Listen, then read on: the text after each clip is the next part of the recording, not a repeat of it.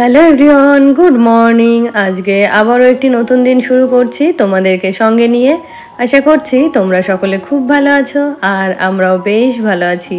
আজকে হলো শুক্রবার আর তোমাদের সাথে আমার দেখা হচ্ছে। এখন ঘড়িতে বাজছে সকাল 7টা। তো ঘুম থেকে উঠেছি ওই 6টার দিকে উঠে একটু ছাদে গেছিলাম, তারপরে ঘরটাও একটু ঝাড় দিয়ে নিয়েছি আর এই যে নিজেও একটু ফ্রেশ হয়ে নিলাম। তো তারপরে এখন নিচে চলে এলাম, রান্না বান্না শুরু করতে হবে। তো ছেলের স্কুল, হাজবেন্ডের অফিস দুটোই তো আজকে রয়েছে। আর জানো তো প্রত্যেকদিন যেহেতু আমার সকালবেলা একই রকমের রুটিন থাকে, এই যে ফ্রেশ হয়ে রান্নাঘরে আসতে হয়। তো সারা সপ্তাহ জুড়ে জানো তো আমি এই স্যাটারডে সানডের জন্য ওয়েট করি, কারণ স্যাটারডে এলেই বাবার স্কুলটা থাকে না, তো ওই দিন একটা কাজের প্রেশার কম থাকে। আর সানডেতে হাজবেন্ডের অফিসও থাকে না বা বাবার স্কুলও থাকে না। আর হয়তো ওই যে সেকেন্ড স্যাটারডে, ফোর্থ স্যাটারডে, ওই স্যাটারডেগুলো হচ্ছে হাজবেন্ডের আবার ছুটি থাকে। তো এই দিনগুলো এলে আমার ভীষণ খুশি লাগে, মানে অনেকটা স্ট্রেস ফ্রি হয়ে থাকা যায় আর সমস্ত কিছু একটু রিল্যাক্সে করা যায়। তো তারপরে দেখো এদিকে চালটা ধুয়ে এখানে বসিয়ে দিলাম। তো ভাত আর ডালটা তো আগে করে নেব, তারপরে যে সবজিটা হবে ওটা হচ্ছে পরে করব। তো প্রত্যেক দিনই ভাবি একটু সময় নিয়ে ধীরে সুস্থে রান্নাটা করব। তো এদিকে আমি যত আগেই রান্নাঘরে আসি না কেন, যত আগেই আমার রান্নাটা কমপ্লিট হোক না কেন, তার আগে যেন আমার হাজবেন্ড এসে খাবার খাওয়ার জন্য বসে থাকে। তো এই যে রান্না করছি, কখন যে এসে বলবে যে দাও, তো সেই সময় আর কি অপ্রস্তুতে পড়তে হয়। তো চেষ্টা করি যে ও আসার আগে যেন সমস্ত রান্নাবান্না কমপ্লিট হয়ে যায়। তো এদিকে দেখো ভাত আর ডালটা বসিয়ে দিয়েছি আর ওখানে হবে ওই যে আজকে বরবটির শুকনা। তো সবজিগুলো তো কাটাই আছে। আর এদিকে দেখো আমি একটু আমলা জুস খেয়ে নিচ্ছি। তো এই সপ্তাহখানেক হলো আর কি আমলা জুসটা খাচ্ছি। তো জানি না কেমন, এখনো কোনো ফিডব্যাক আমি তোমাদের দিতে পারছি না। তো শুনেছি হেলথের জন্য ভীষণ ভালো, তাই আর কি খাচ্ছি। তো তারপরে দেখো এখানে ডালটা হয়ে গেছে, ডালটা নামিয়ে নিলাম। আর আজকে ডালটা করেছি আম দিয়ে, তো সেই জন্য ডালটা একটু কালো কালো হয়েছে দেখতে। আর এখানে দেখো সবজিটাও বসিয়ে দিলাম। তো এখানে কিছু কাঁঠাল বিচি, তারপর হচ্ছে গাঁটি কচু, আলু, ওগুলোকে আগে একটু ভেজে নিলাম।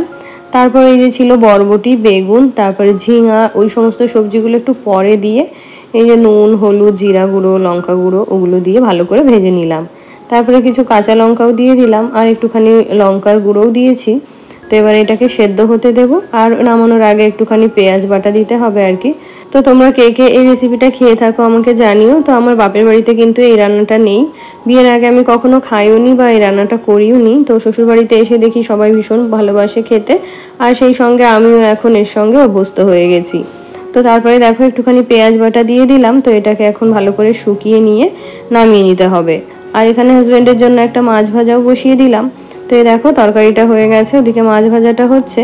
তো চলো এখন হাজবেন্ডকে ভাতটা বেড়ে দিই। তো এদিকে মাছ ভাজাটা দিয়ে দিয়েছি আর দিলাম একটু তরকারি। আর ডালটা তো আগেই হয়ে গেছিল। হাজবেন্ডকে তো খাবারটা ওখানে ধরে দিয়ে এলাম। তো এখন হয়েছে মাছের ঝোলটা করতে হবে। তো মাছের ঝোলের জন্য এখানে কিছু মাছও ভেজে নিচ্ছি।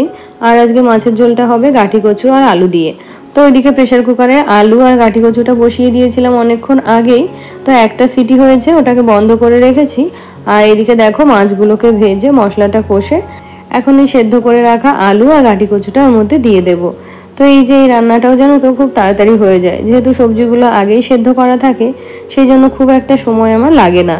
আর জানো তো এই বাড়িতে এসে দেখি এই তরকারিটা একবারেই ফোড়ন দিয়ে বসিয়ে দেওয়া হয়। আর আমার মাকে আবার দেখতাম তরকারিটা দুইবার ফোড়ন দিতে, মানে ফার্স্টে কিছু একটা ফোড়ন দিয়ে সবজিগুলো ভেজে জল ঢেলে দিয়ে সেদ্ধ করে নিত, তারপরে মাছ টাছ দিয়ে নামিয়ে নিত, তারপরে হচ্ছে মাছ দেওয়া হয়ে গেলে ওগুলোকে আর একবার ফোড়ন দিত।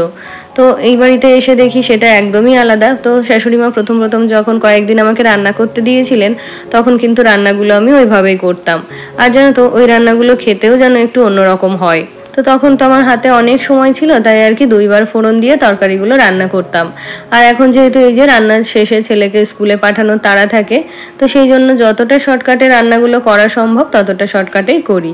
তো তারপরে দেখো এদিকে রান্না কমপ্লিট হয়ে গেছে, রান্নাঘরটাও ক্লিন করে নিয়েছি। আর এখন হাত ধুয়ে যাব উপরে, ছেলের জন্য টিফিন তৈরি করতে হবে।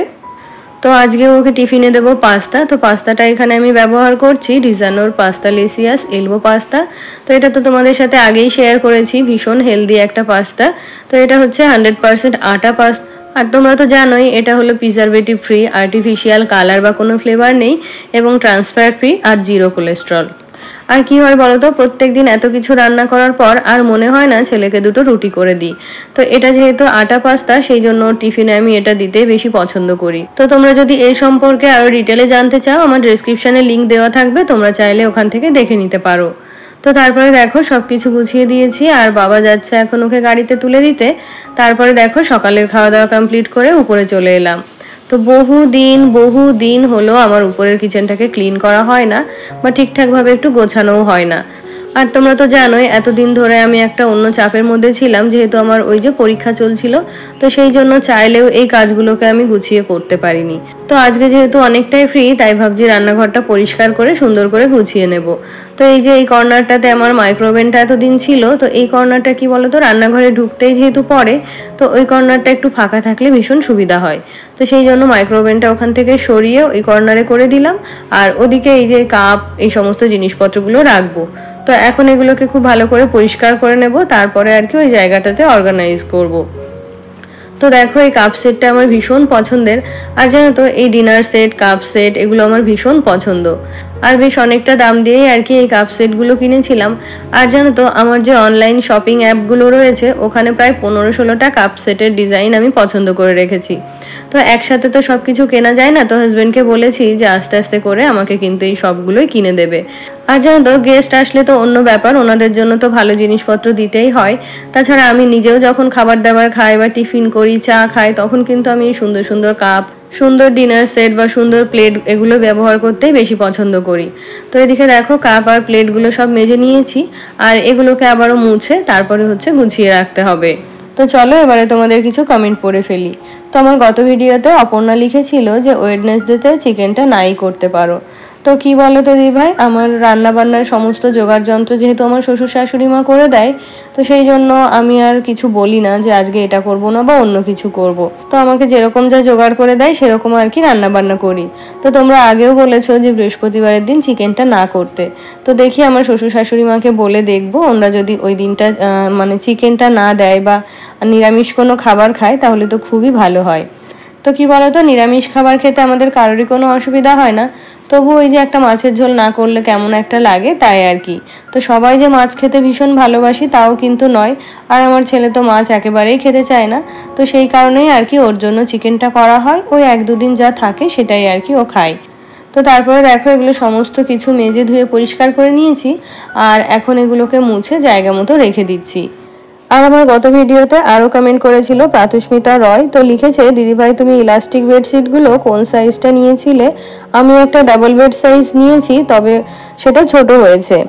আর আমারটা জানো তো ডাবল বেড সাইজ, তো মাঝে মধ্যে একটু সাইডের এদিক সেদিক হয়ে যায়।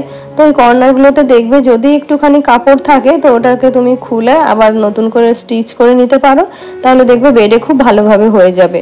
কেন বলছি বলো তো, আমি যেহেতু দুটো ইলাস্টিক বেড সাইড নিয়েছি, তো একটা বেডশিট তো আমার ঠিকঠাক হয়েছিল, আর একটা যেটা আছে ওটা কিন্তু আমারও একটু ছোট ছোট লাগছিল।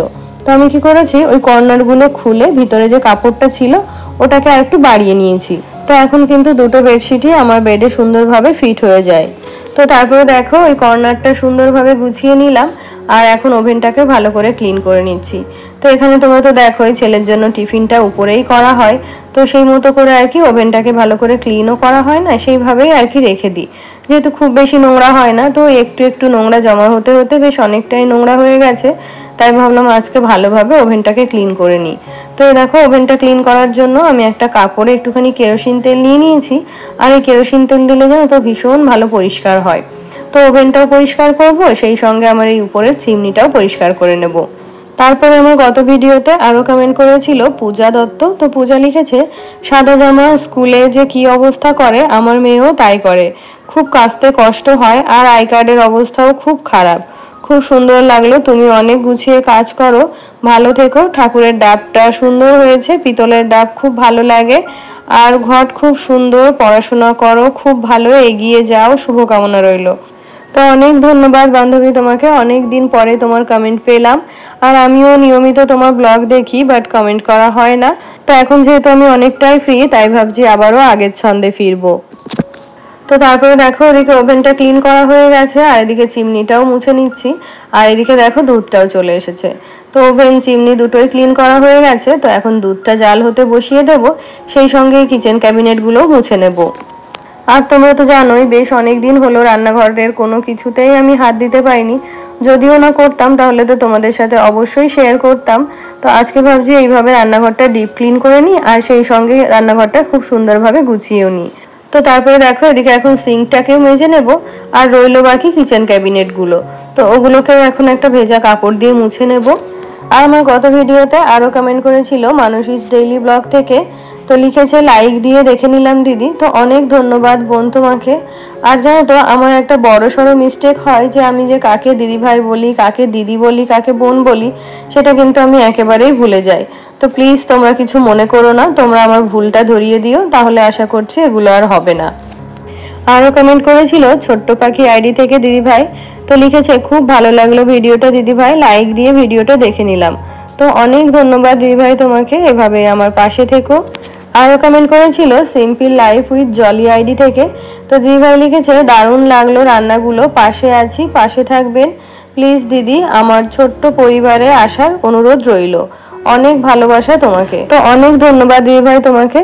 আর কি বলতো, তোমরা যারা নতুন তাদের উদ্দেশ্যেই বলবো যে সুন্দর সুন্দর কন্টেন্ট তৈরি করো, দেখবে শুধু আমি নয় আমার মতো অনেকেই কিন্তু তোমার চ্যানেলে যাবে, গিয়ে সেখানে স্টে করবে। কারণ অনেকে আছে যে তোমরা এরকম গিয়ে বলছো, হয়তো যায় গিয়ে দেখলো তোমার কন্টেন্ট ভালো লাগলো না বা ভিডিওগুলো ভালো লাগলো না, তারা কিন্তু সেখানে থাকবে না, তোমার চ্যানেল থেকে তারা বেরিয়ে আসবে। তো ওই যে একটু চেষ্টা করো ভালো ভালো কন্টেন্ট দেওয়ার জন্য, তাহলে দেখবে চ্যানেলটা খুব তাড়াতাড়ি গ্রো করছে।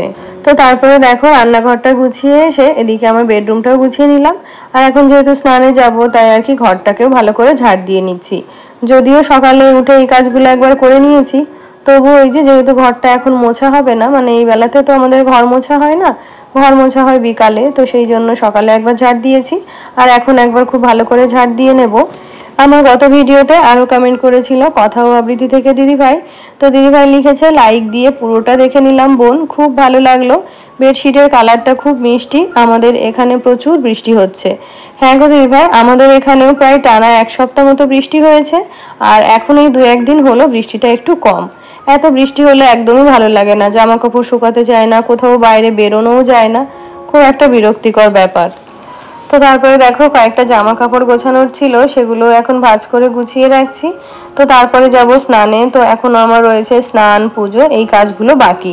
আমার গত ভিডিওতে আরও কমেন্ট করেছিল সুস্মিতা কুন্ডু দিদি ভাই, তো দিদি ভাই লিখেছে সাদা জিনিসও মেশিনে দাও। হ্যাঁ গো দিদি ভাই, সাদা জিনিসও দিই, তবে যখন দেখি যে আমার যে জামা কাপড়গুলো সাদা জিনিসের সঙ্গে দিই সেগুলো রং উঠবে না, তো সেই জামা কাপড় সঙ্গেই আর কি সাদা জামাগুলো দিই। আর যখন দেখি কোনো সুতির জামা কাপড় আছে বা যেগুলো দিয়ে রং ওঠে, তো সেই জামা কাপড়গুলোর সঙ্গে সাদা জামা কাপড় দিই না। আমার গত ভিডিওতে আরও কমেন্ট করেছিল রিমা ঘোষ, তো রিমা লিখেছে দিদিভাই তোমার চিকেন রান্নাটা আমার দেখতে খুব ভালো লাগে। তো থ্যাংক ইউ বোন, আমার অনেক ভালোবাসা নিও। তারপরে কমেন্ট করেছিল এত সুখী ব্লগ আইডি থেকে দিদি ভাই, তো দিদি ভাই লিখেছে আবার দিদি খুব ভালো লাগলো তোমার ভিডিওটি, প্রথমবারের মতো লাইক দিয়ে দেখে নিলাম। তো অনেক ধন্যবাদ দিদি ভাই তোমাকে। তো তারপরে দেখো স্নান সেরে এখন পুজোটাও কমপ্লিট করে নিলাম। তো আমার গত ভিডিওতে আরও কমেন্ট করেছিল বেঙ্গলি ফিউশন থেকে, তো লিখেছে তুমি সকলের কমেন্ট পড়ো, যেটা আমার কাছে খুব ভালো লাগে, কি সুন্দর করে পুজো করলে, তোমার কাজ খুব গোছানো। তো অনেক ধন্যবাদ দিদিভাই তোমাকে। তো কি বলতো, আমার প্রতিদিনের এই সাধারণ জীবনযাপন, সাধারণ ঘরের কাজকর্ম তোমাদের সাথে আমি শেয়ার করি, আর আমার এই কাজগুলো যে তোমাদের এত পছন্দ হয়, তোমরা এত ভালোবাসো, তো এটাই আমার কাছে অনেক বড় পাওয়া। তো তারপরে দেখো আজকে এই কাজগুলো করতে করতে জামা কাপড়গুলো যে মেশিনে দেওয়া হয়নি সেটা একেবারেই ভুলে গেছিলাম। তো এখন স্নান সেরে জামা কাপড়গুলো মেশিনে দিয়ে দিয়েছি, আর তোমাদের সাথে এখন দেখা হচ্ছে বিকালবেলা। তো এখন ঘড়িতে ওই 5:30টার মতো বাজছে। তো বৃষ্টির কারণে জানো তো অনেক দিন বাইরে বেরোনো হয় না, তো আজকে একটু বাইরে বেরিয়েছিলাম। তো দেখো আমাদের আতা গাছে কয়েকটা আতা ধরেছে, তো সেগুলোই দেখছিলাম আর চারপাশটা একটু ঘুরে দেখছিলাম। এর মধ্যে হাজবেন্ড আবার ফোন করেছে যে ও বাড়ি ফিরছে, তো বাজার থেকে কিছু আনতে হবে নাকি। তো আজকে জানো তো আমার ভীষণ ফুচকা খেতে ইচ্ছে করছিল, তো হাজবেন্ডকে বলেছি 1 প্লেট দই ফুচকা আর কিছু জল ফুচকা আনতে। তো সেগুলোই এখন হাজবেন্ড নিয়ে এসেছে, তো এখন উপরে গিয়ে এগুলো সার্ভ করে নেব আর আমরা খাওয়া দাওয়া করে নেব। তো আমার শ্বশুর শাশুড়ি দুজনের কেউই ফুচকা খান না, শুধু খাওয়ার মধ্যে আমি, হাজবেন্ড আর আমাদের ছেলে। তো এদিকে বাবাইকে পড়াতে এসছে ও টিউটর, তো ওনাকেও কিছু ফুচকা দিয়ে আসবো। তো এখানে দেখো ফুচকাগুলো সুন্দর করে সার্ভ করে নিচ্ছি। তো তোমাদেরকে আগেই বললাম যে আমি নিজে খাওয়া দাওয়া করলেও জানো তো সুন্দর করে পরিবেশন করে খাই, এটা আমার কাছে ভীষণ ভালো লাগে। তো সকাল 6টা থেকে ওই যে ঘর গোছানো, রান্না বান্না, কিচেন ক্লিনিং, ছেলেকে স্কুলে পাঠানো, অফিসের রান্না, তো সমস্ত কিছুই তোমাদের সাথে শেয়ার করলাম। তো আমার এই ব্লগটা তোমাদের কেমন লাগলো অবশ্যই কমেন্টে জানিও। তাহলে বন্ধুরা আজকের ব্লগটি তবে এখানেই শেষ করছি, দেখা হচ্ছে আরো একটি নতুন ব্লগের সাথে। ততক্ষণে তোমরা সকলে ভালো থেকো, সুস্থ থেকো এবং সাবধানে থেকো।